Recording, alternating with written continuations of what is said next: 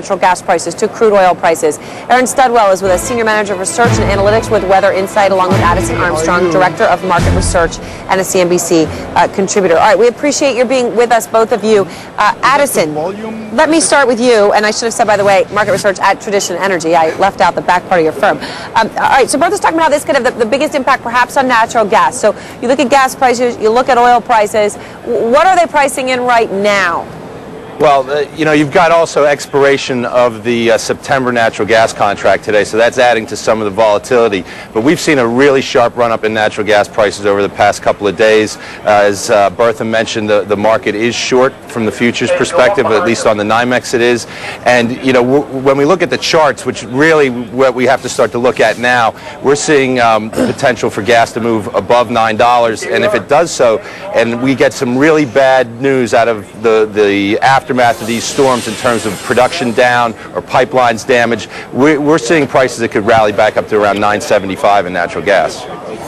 Aaron, when you look at Jackie talking about the likely storm paths, it was interesting just how she's giving us a little bit of a lesson there, each of the paths that are potential and how you narrow in on what is the most likely path. New Orleans, yeah, obviously difficult for this country for many reasons, but how crucial is New Orleans to that key oil and gas production region, which is perhaps a little bit more over towards Houston?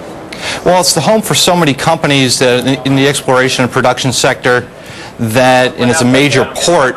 So we'll see a lot of the operations start to shut in, and we can see some long-term damage there. The refining industries huddled kind of around the New Orleans area along the coastline there. So we can see some major impacts both on the production side and the refining side.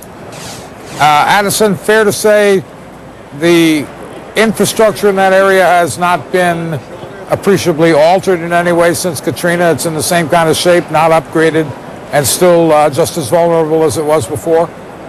Yeah, I think it's a little much to say it hasn't been upgraded. I think there were some programs put into place to you know, perhaps boost some of the flood protection, particularly at the refineries. But I can tell you that as of yesterday, offers for physical gasoline all on the Gulf Coast were drying up, and that's actually gasoline that's one of the strongest commodities on the board right today, up about 12 cents. So, you know, there is a big concern about what a storm like this could do, not only to the offshore part of the equation, but also to the refining and processing onshore. Aaron, Addison, thanks to both of you as we continue to watch Storm Gustav, let's call it for now.